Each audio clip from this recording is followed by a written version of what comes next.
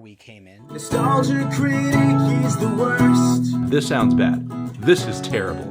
The Nostalgia Critic presents. This is so bad. Fucking secondhand embarrassment. The Critic video. This is the worst movie review I have ever seen. Why the fuck did you do that?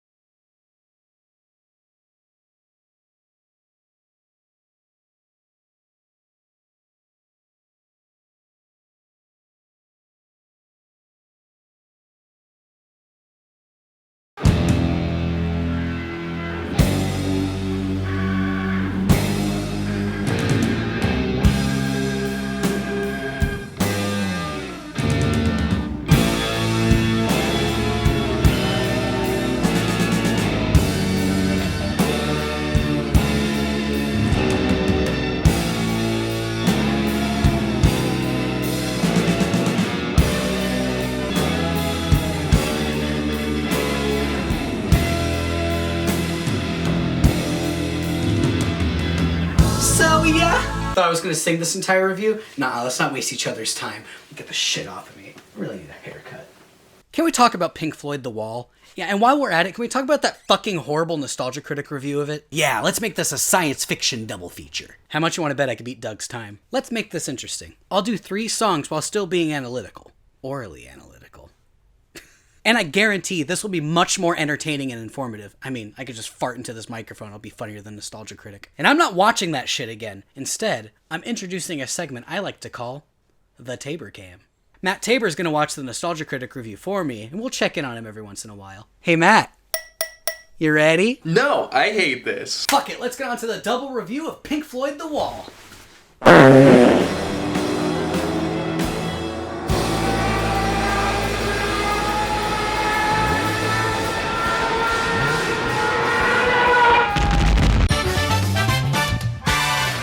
Part 1. The music. What can I say about the music? It's Pink Floyd, one of the most celebrated bands of the last century, the music being from one of the most celebrated albums of their discography, if not all time. Kind of. There are a few important key differences between the album and the film. For one thing, the film opens with the song When the Tigers Broke Free, which isn't on the album at all. You see, this was originally written for the Wall album, but the band opted to leave it off as they felt it was too personal to Roger Waters, who wrote the song about his father dying in the Battle of Anzio in World War II. This mirrors the opening scene of the film, where Pink's father meets the same fate. And to be honest, I kinda wish this was still part of the album. It gives us a little bit more backstory to our main character and further develops the theme of loss, although they later released this song as a single. As for the other tracks, I won't do a play-by-play, but there are several different musical styles present here. We get psychedelic rock. Hello, hello, hello. Is there anybody in there? Disco. Hard rock. And even musical theater. The crowd will plainly show the prisoner. What else can I say? If you're a fan of the album, the songs you love are all here.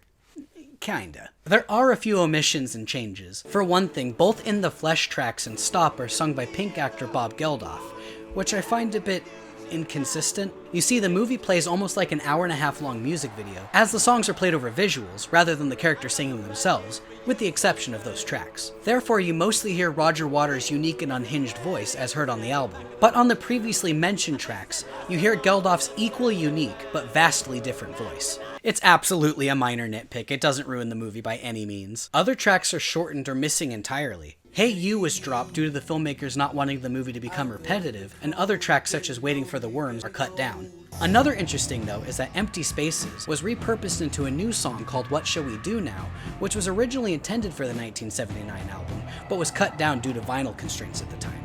Those are just a few things I noticed listening to the album and watching the movie in preparation for this review. Does Nostalgia Critic mention any of those things in his review? No, he just sings horribly and completely misinterprets everything, proving he didn't even do the slightest modicum of research. Fuck me, dude. But I might be getting ahead of myself here. Part 2. The story. Alright, here we go. The real meat and potatoes here. I'm going to try to review a movie that's mostly metaphorical. Here goes nothing. As I mentioned before, we start the film with Pink's father during his last moments. We then cut to Pink in the hotel with a great close-up shot of his burning cigarette, as he imagines his overzealous fans and police brutality over the final shots of the battle. The opening is almost operatic, like you're listening to an overture rather than just a rock song, as it is on the album.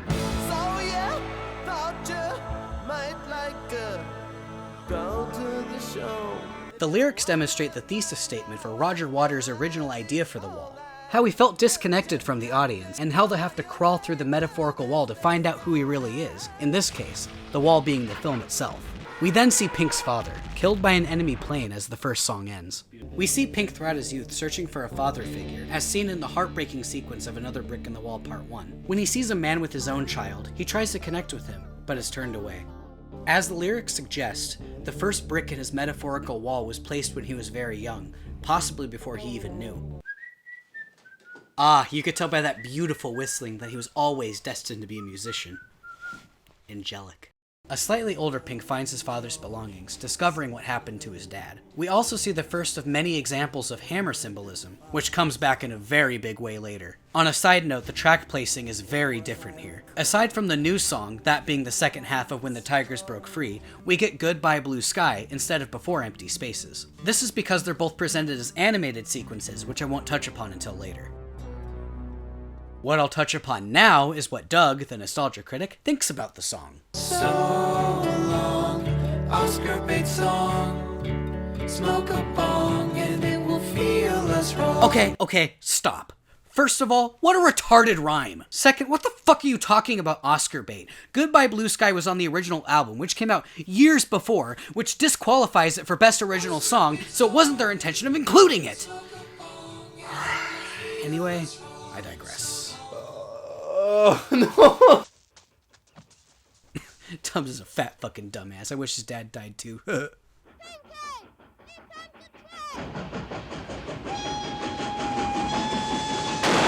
As the train passes by, we see the children in the iconic masks being shipped away, an allusion to the Jews and the Holocaust.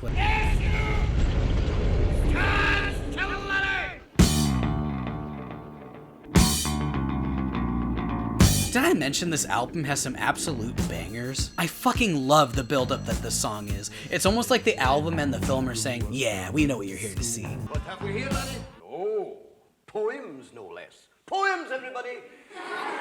A little Easter egg here is that when the schoolmaster berates Pink for his poetry, the poem he reads aloud is actually the lyrics to Pink Floyd's Money. Money, get back.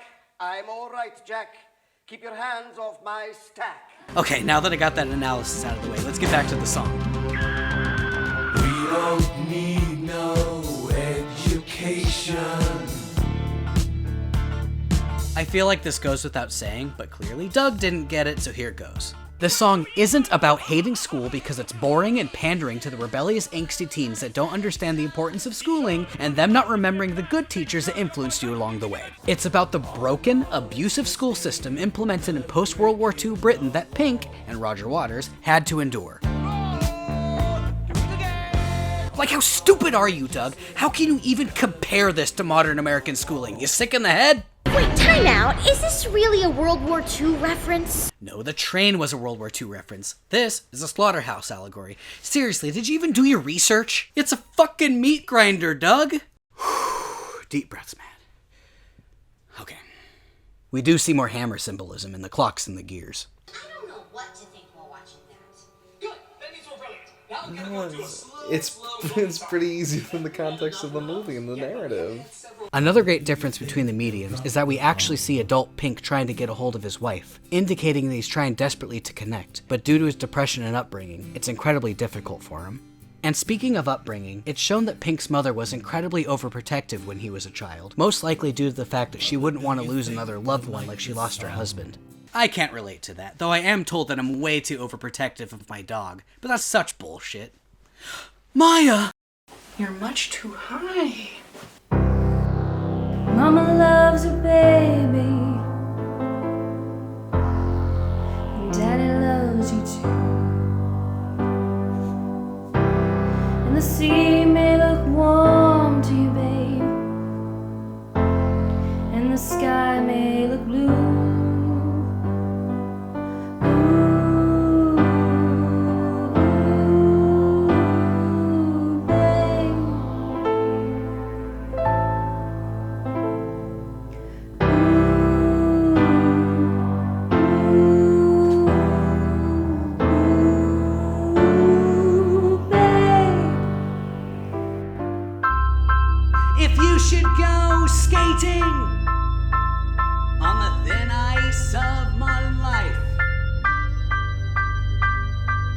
Dragging behind you the silent reproach of a million tear-stained eyes. Don't be surprised when a crack in the ice appears under your feet. You slip out of your depth and out of your mind, with your fear flowing out behind you as you claw in ice.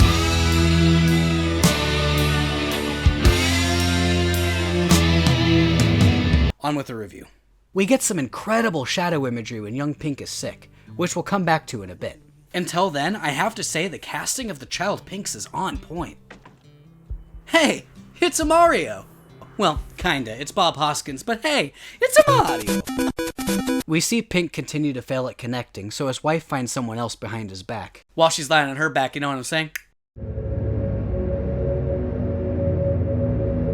We then see Pink attempting to get a hold of his wife through a telephone operator, but her new lover keeps disconnecting the phone. I wonder why you hung up. Is there supposed to be someone else there besides your wife there to answer? Going back to differences between the album and the movie, the phone call is moved to after the song Mother instead of after Young Lust, which effectively makes Pink a more sympathetic character in the film because Young Lust is about Pink needing... Why do you spit out that wine? That's expensive wine. Oh, come on, he's got the Koopa coins. Oh, I get it, alright? Fuck you! Why'd you get so mad? We see Pink taking a groupie up to his room, which she's impressed with. This is bigger than our whole apartment. But Pink is still removed and disconnected, and is now haunted by what his wife has done to him. Ugh, I can't remember Obama's last name. He then destroys his room, scaring the living shit out of the groupie. I know he's not deliberately trying to hurt her, she's just in the way of his rampage. You really have to question her methods here. Just go where he's been! I do really like the use of sets and miniatures. They just don't make him like they used to.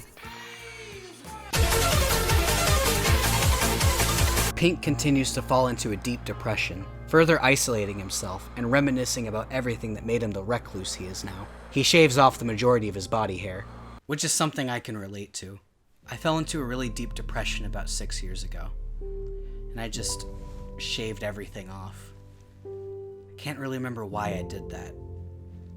Maybe it's because I wanted to feel like someone else for a while. It's really not great. Except shaving my asshole made pooping a breeze. That roll of toilet paper lasted for months.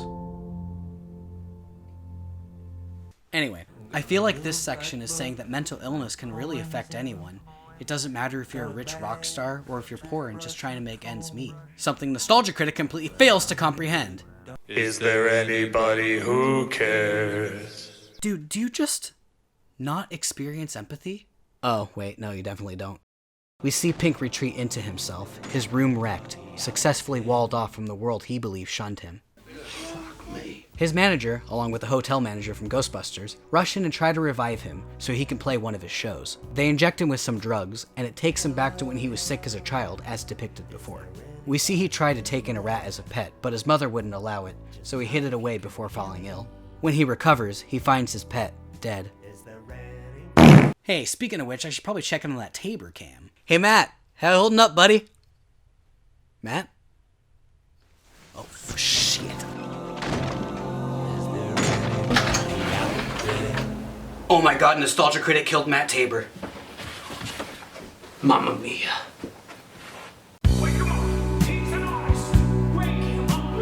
Hello. Is there anybody in there? Just not if you can hear me. Is there anyone home? Come on now. I hear you're feeling down. I can ease your pain, get you on your feet again. Relax, I'll need some information first. Just the basic facts. Can you show me where it hurts? There is no pain you are receiving. distant ship smoke on the horizon. I hope you get fucking out of here. You are only coming through in waves. Your lips move, but I can't hear what you're saying. When I was a child, I had a fever. My hands felt just like toulouse. Now I've got that feeling once again. I can't explain, you would not understand. This is not how I am. I have become comfortably numb. Okay, just a little pinprick. There'll be no more.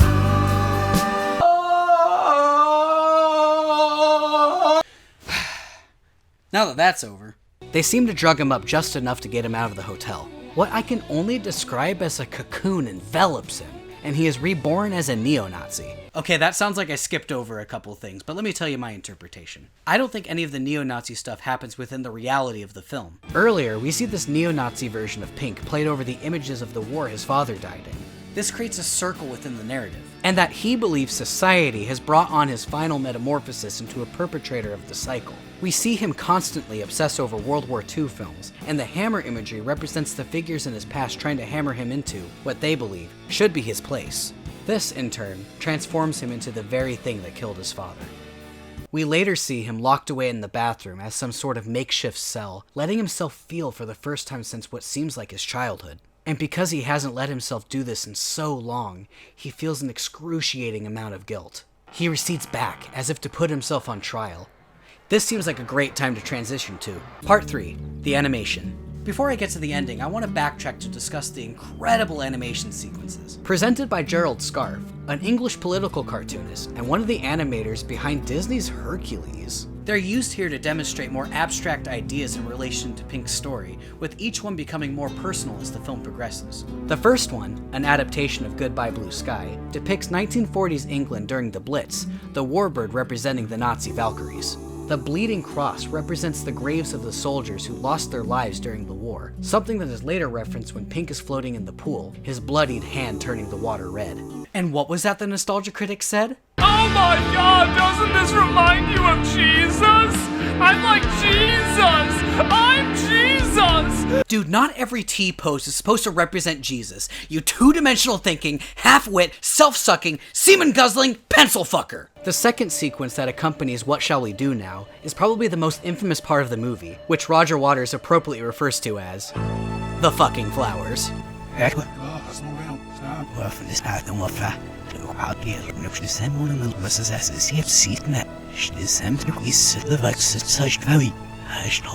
This segues into the famous screaming wall and the depiction of post-war goods filling out the empty spaces.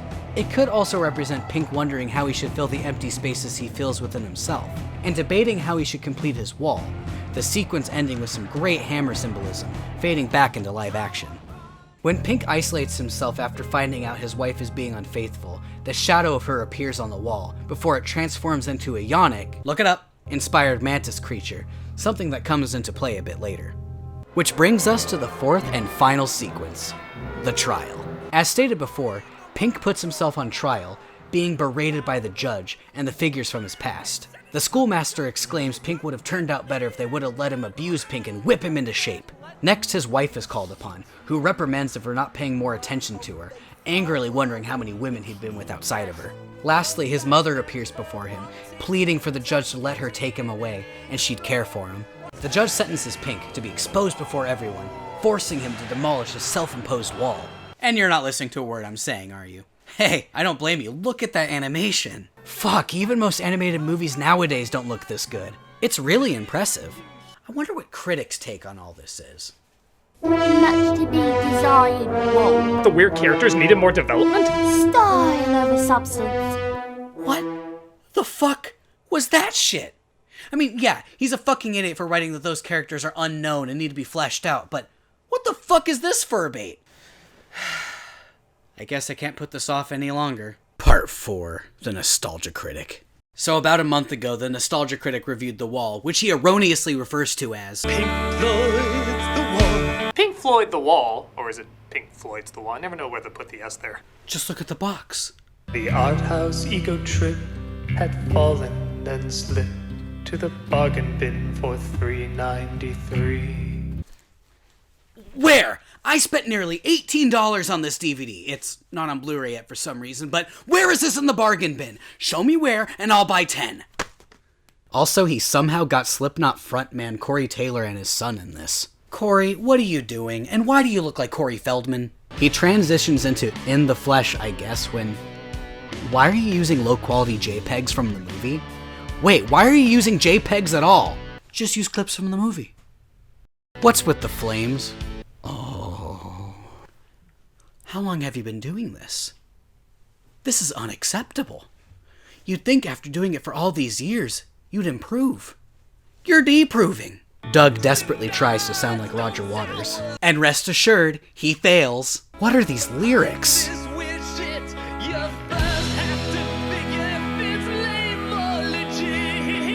Who wrote this? Oh. The joke of the Nostalgia Critic is completely lost. He stole the joke from the angry video game nerd, that being he's a man-baby who complains about things that are so old they don't warrant this level of anger. And make no mistake, I'm still a fan of the AVGN. He's been consistent, but the Nostalgia Critic, well, Doug in particular, has this air of arrogance, like the Nostalgia Critic's opinion is of the utmost authority.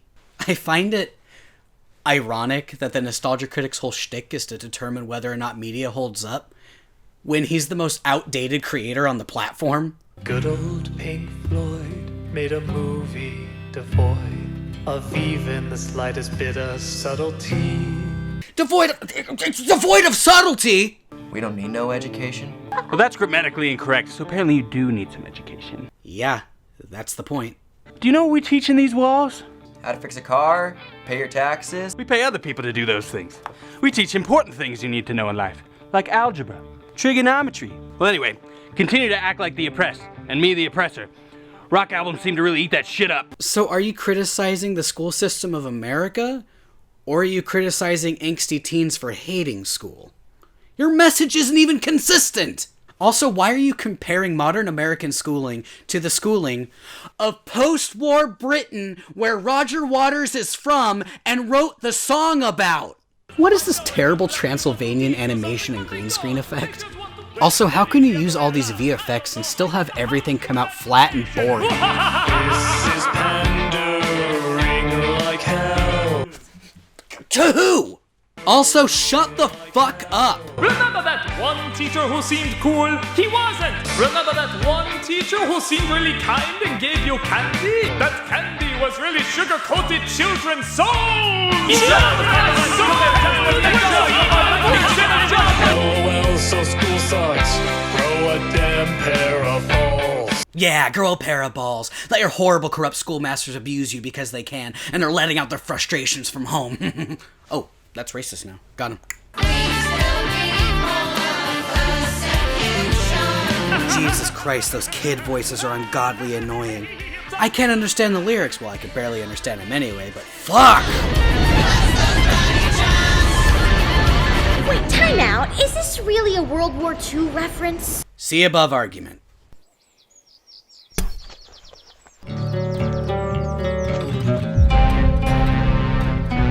Ego, what?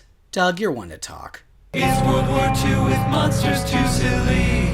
Oh, Roger Waters, did you ever wonder why these images of slaughter made it in a film that also sings about how high school bites? Roger Waters' father died in World War II. The broken school system was a direct result of World War II.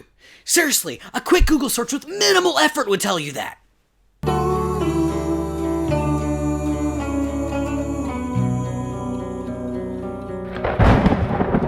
Whose problems? Who is Roger Waters dismissing? Do you really not understand how depression works? One of the biggest themes of the album, and by extension the film, is what it feels like to be isolated and alone due to mental illness and feeling like there's no way out. So long, Oscar bait song. Smoke a bong and it will feel less wrong. They thought rhyming song with bong was clever. It wasn't. You're going from World War II, one of the worst things to ever happen, to bitching about your girlfriend cheating on you? Yes, because being cheated on is a perfectly normal part about being in a relationship. It definitely doesn't hurt in the slightest, especially if you're internally tortured.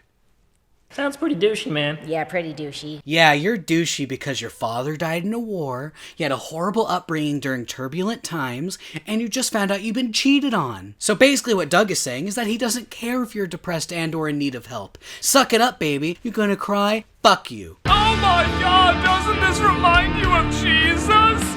I'm like Jesus! Again, not every T-pose is a Jesus metaphor, although now it's a hate symbol, but what isn't these days? Ah, shit! He's watching the boring parts of the wall. That's painfully ironic. And Cinema Snob? What happened to you, man? You used to be cool. I mean, look, like Logan Paul filmed a dead body, and he still has a career. What the fuck even is a cinematography? And look at them. They're just writhing around in the background like retarded chickens with their heads cut off. When I was a child, I remember being invested. Why were you watching The Wall as a child? I mean, granted, I watched it as a kid, but that's beside the point. Wouldn't the slow part seem more boring as a child, but watching it as an adult through a more analytical lens, it's actually engaging and potent? For fuck's sake, I thought you were supposed to be a critic. What even are these critiques? Are these even critiques? Is this even a review? Or is this a horribly written, horribly thought out parody? You could parody The Wall, sure, I don't care, but have something of substance to say. These are weak, childish, obvious critiques that could be easily disproven with bare minimum research that could be done in under 30 seconds. 39 minutes and 20 seconds less than your review, or whatever the fuck you were trying to do.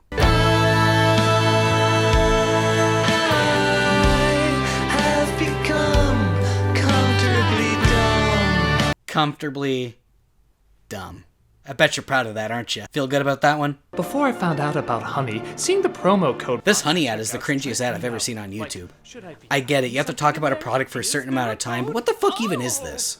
Hey, you guys like the music in this review? No. Well, believe it or not, there's an album of it. I'm not even kidding. You fucking better be kidding. This was done by Rob Scallon, who appears in the review. He has his own YouTube channel. He's just this incredible talent, and I really think he outdid himself with this. I don't know who Rob Scallon is. Other people seem to like his work, but outdid himself? He basically just made karaoke tracks of the songs from The Wall, but not as good, and made 10 times worse by Doug's writing and vocals. This is just such a love letter to Pink Floyd's music and The Wall. If the songs are a love letter to Pink Floyd, then everything I've said about this review is a love letter to the Nostalgia Critic.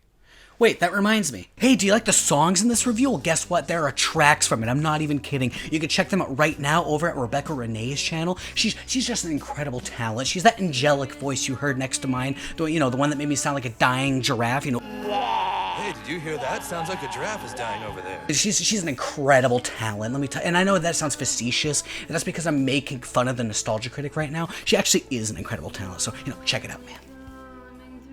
Why didn't you bother to clean the smudges on your head, you human taint? I actually want to come back to this in a bit, so I'll skip this for now. But don't worry, it's gonna be good.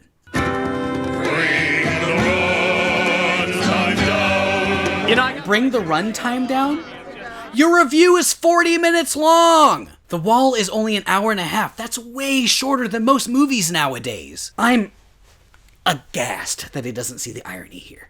Oh, that's that weird creature I've seen looming around. Oh yeah, throughout the review you see this weird fur bait shit, and it's so uncanny valley and out of place. What the fuck am I even looking at here? And when I heard you were reviewing the much to be desired Wall, style over substance, all paint, no ink. It's amazing. You are 100% wrong. I mean, nothing you've said has been right. This film you have here, it fails to truly connect us to those amazing creatures and visuals. Each one represented something deep and meaningful. Wouldn't you want more of them? That's not the point! We see them in live action, as they truly are. So when we see them in animated form, they're the distorted version that Pink sees them as, more monstrous, evil, and terrifying. Seriously, I don't feel like I should have to spell this out. Of all the things in the movie that are metaphorical and strange, I feel like this is probably one of the more straightforward elements. Also, you're complaining that the animated characters needed more development? Who the fuck are these fucking things? The line between irony and idiocy is blurring so much here. I always said I liked how well-made kitty. I will not suffer shitty. Then why are you in this? Lazy? Lazy? You could say a lot of things about The Wall, but lazy isn't one of them. Even if someone doesn't like The Wall, I'm pretty sure the last complaint that they would have is that it's fucking lazy. And look who's talking. Your entire video looks fucking lazy. Don't talk to me about lazy. My dog can accomplish more than your tired, lethargic ass. And look at her. To be fair, she's a sport animal, so that's not even a joke. She is, in fact, less lazy than you. I feel like I'm losing my fucking mind here. It's a visual affair. It never aimed to tell a story. I think you might be wrong there, bud. The editing is so fucking bad, I feel like I'm gonna throw up. The movie ended on such an open vagueness that only makes sense that the review end on such an open vagueness. I mean, no. After being torn down by visions of his schoolmaster wife and mother, his inner psyche orders him to tear down the wall, and he quite literally does, as displayed in the visual of the wall being destroyed. And, if you listen to the final song played over the credits, Roger Waters explained that those who really love you will be there when you're ready to let them in, and warns you to be patient with them, as they were with you. I liked it fine. Yeah, me too. A little full of itself, but good music and imagination. Doug, you're in no position to say anything is full of itself when you decide to end your review standing in front of literal posters of yourself. Look at my accomplishments. Fuck you, sack of shit. You ruined 40 minutes of my life. Well, since you got me, figure I could sing you one of my biggest hits. You mean? Oh, yeah. Oh, who lives in a pineapple under the sea? SpongeBob SquarePants! Orange and yellow and porous is he. SpongeBob SquarePants! Ethical nonsense. We check out the album. Purchase. Okay, I'm done. I can't take this anymore. You're actually charging people for this abomination? Just buy The Wall. Don't buy this. Just buy The Wall. Okay, I'm gonna end this by going back to the person you hate portion of Doug's review. I'm the person you all think you know. I'm that nameless foe. How fucking tone deaf are you, Doug? I'm serious, this section, which, by the way, doesn't serve to review in the flesh, but what else is new, feels like he's addressing all the hate he's received from #ChangeTheChannel, which was well deserved. If you haven't looked into it, I suggest you do, it's pretty damning. And if you don't want to read it yourself and you want a more measured response, I check out Frederick Knudsen's readings of the document and the responses. I'll have them linked below. And yes, I know he's framing it as an attack on social media, which is odd because I thought he was doing a review of The Wall, which came out more than 3 decades before social media. But during the Waiting for the Worms parody, it becomes pretty obvious he's talking about Change the Channel. Do you really not understand what you did wrong? Do you really not understand why people hate you? Let me explain it to you. So? We don't need Nostalgia Critic. Stole your format from James Rolfe. I really don't remember your one-liners being so dollar store. Robin Doug Walker helped to rapists. Mike Ellis and Jew Wario. On January 23rd, 2014, former Channel Awesome producer Justin Carmichael committed suicide. Nostalgia Critic knew about you, Wario.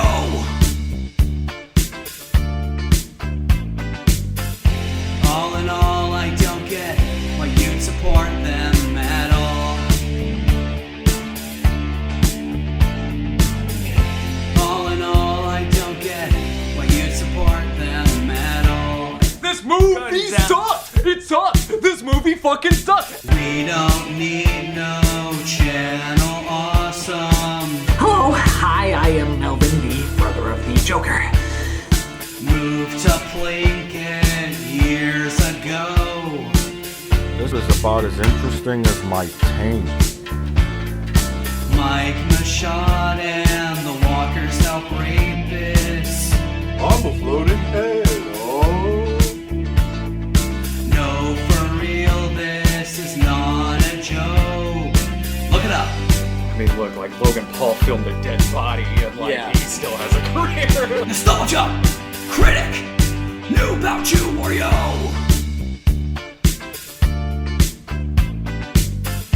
All in all, I don't get why you'd support them at all. Your analysis of Pink Floyd The Wall has led you here. Especially after that tone-deaf review of The Wall. Part 5. Conclusion. Pink Floyd The Wall is incredible cinema with unforgettable songs and is a visual masterpiece for both fans of Pink Floyd and newcomers alike. Both the movie and the album hold a very special place in my heart, and while writing this review, I actually found out that the album came out on my birthday in 1979, so that's awesome. It's hard to think of anything quite like it, but if you enjoyed The Wall, I'd suggest Tommy, Rocket Man, Disney's Hercules, and Wizard of Oz, while listening to Dark Side of the Moon. As for the Nostalgia Critic, I'd recommend, well, unsubscribing to him, and then I'd recommend Cinemassacre, Red Letter Media, Ralph the Movie Maker, Your Movie Sucks, and I Hate Everything as possible replacements. There were a few bits I had to cut out of this review, like this one.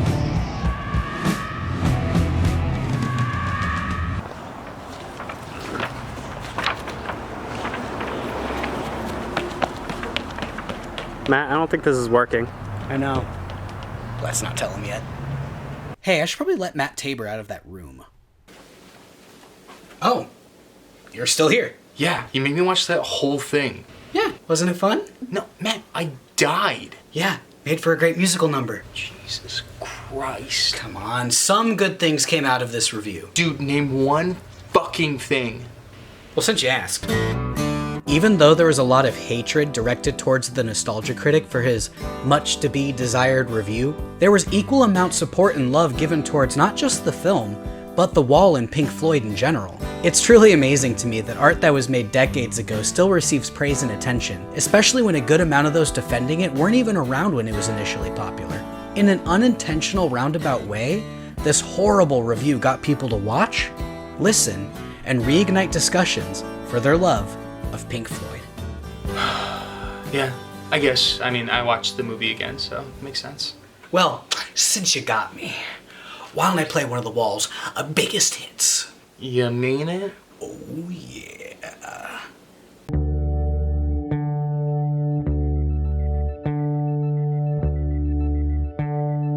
Goodbye, cruel world. I'm leaving you today. Goodbye, goodbye, goodbye.